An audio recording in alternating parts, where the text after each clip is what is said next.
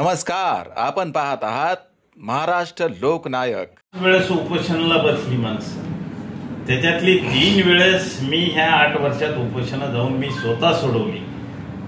नगराध्यक्ष तिथले एक नागरिक म्हणू लागला की मला हप्ते पडणार, मला घरकुल मिळणार, तर ते उपोषणाला बसल्यानंतर त्यांनी म्हणले मी राखेल टाकून घेतो, तर नगराध्यक्ष तापडिया म्हणला मी काडी ओढतो।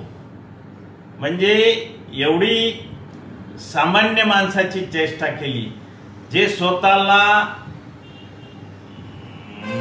विकास रत्न समजणारे, अरे सामान्य माणसासाठी तुम्ही घरकुल देऊ शकले नाही। गंगाखेड नगरपालिकेत मी आज फिरताना अनेक असे घरकुल आहेत की जे प्रतीक्षेत आहेत। आज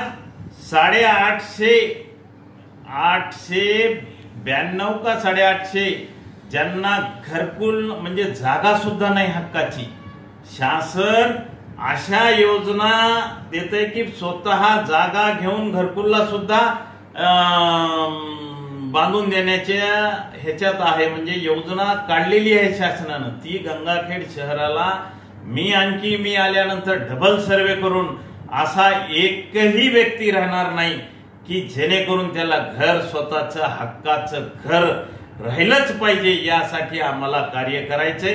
गंगाखेड नगरपालिकेत सामान्य माणसासाठी काम करण्यासाठी नगरपालिका असते। सामान्य माणसांचे हक्क मिळाले पाहिजेत।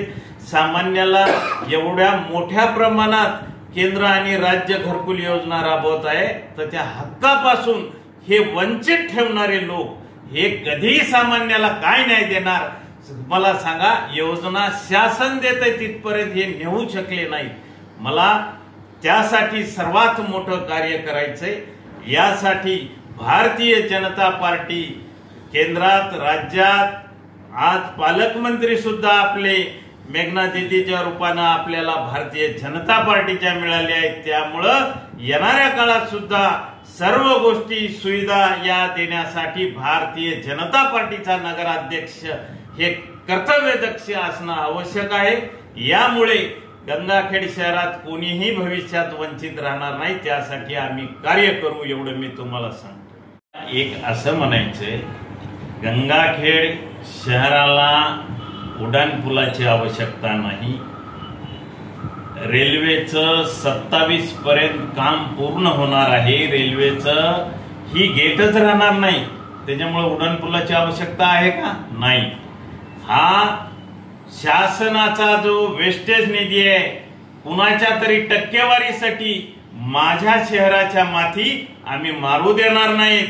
कारण की आज बरेचसे कुटुंब आज त्या पुलाखालून जाणार आहेत, त्याच्यामुळं ह्या गोष्टीला आम्ही विरोध केला। या शहराला खरी आवश्यकता आहे ती शहराला बायपासची आवश्यकता आहे। ही जे वाहनं जड वाहतूक जात आहेत, ही कारखाने ते कशाला मागतायत उड्डाणपूल? त्यांच्या कारखान्याचे वाहनं जाण्यासाठी। अरे बाबा, एवढं जर तुम्हाला हे आहे तर शहराला बायपास मागा, तिकडून जाईल ना वाहतूक। पण शहराला आवश्यकता नाही। 3 आमदारे गेली, ते पलीकडला एक पूल झाला, तब्बल 12 वर्ष लागली। मला तर वाटतंय हे जर इथून जर पूल जर हे करायचं ठरवलं तर ह्याला तब्बल 25 वर्ष लागतील। 25 वर्ष माझं शहर कुठं राहील?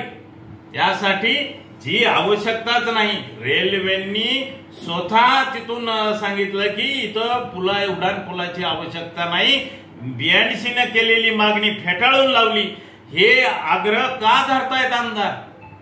कशासाठी? आणि माझ्या शहराला विनाकारण जर कोणी स्वतःच्या टक्केवारीसाठी जर माथी मारित असेल तर ते गंगाखेडचा भूमिपुत्र म्हणून त्या गोष्टीसाठी ठामपणे आम्ही विरोध करणार।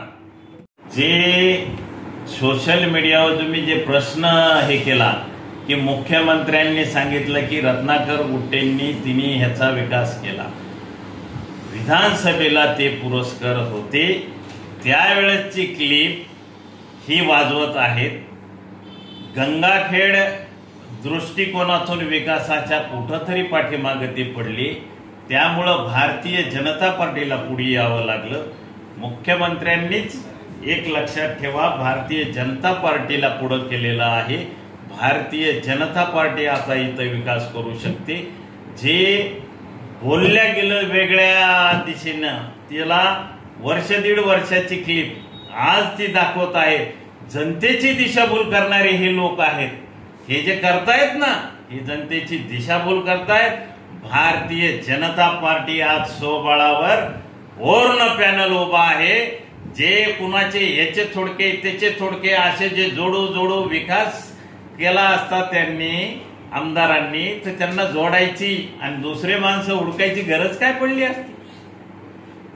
त्याच्यामुळे दिशाभूल केली जात आहे. वर्षा दीड वर्षाखाली कॅसेट दाखवून गंगाखेड वेळ पडली. मी स्वतः मुख्यमंत्री साहेबाला संभाजीनगरमध्ये भेटून गंगाखेड शहरासाठी आम्हाला प्रचारासाठी विनंती केली.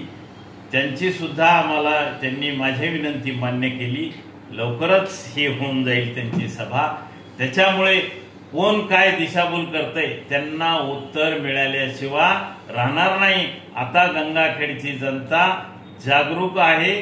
ही निवडणुकीची जे धूळफेक केली जाते, ही धूळ त्यांच्याच डोळ्यात गेल्याशिवाय राहणार नाही. मी एवढं ठामपणे सांगतो. आता भाजपला त्यांनी नगरपालिकेमध्ये मदत करण्याची वेळ आली होती, तर त्यांनी स्वतःचा पॅनल उभा करून भाजप समोरच आव्हान उभं केले. कसं पाहता भाजप पक्षसृष्टी आता? खरं तर या मतदारसंघामध्ये भारतीय जनता पार्टीची ताकद आहे. भारतीय जनता पार्टीचा इथं आमदार झालेला आहे. याच्या अगोदर मला एवढंच सांगायचंय की भारतीय जनता पार्टीच्या जीवावर त्यांच्या कर्तृत्वावर नाही झाले ते आमदार. भारतीय जनता पार्टीचा पाठिंबा असल्यामुळे ते आमदार झाले. भारतीय जनता पार्टीचा जर पाठिंबा काढला तर त्यांचं डिपॉझिट जप्त झाल्याशिवाय राहणार नाही, एवढं मी ठामपणे सांगतो. ते असं बोलून दिशाभूल करून जास्त दिवस चालणार नाही. आता येणाऱ्या काळात भारतीय जनता पार्टीचा दूध का दूध पाणी, गंगाखेड शहर हे पूर्ण भारतीय जनता पार्टी झाल्याशिवाय राहणार नाही, एवढं मी या प्रसंगी आपणाला बोलू इच्छितो.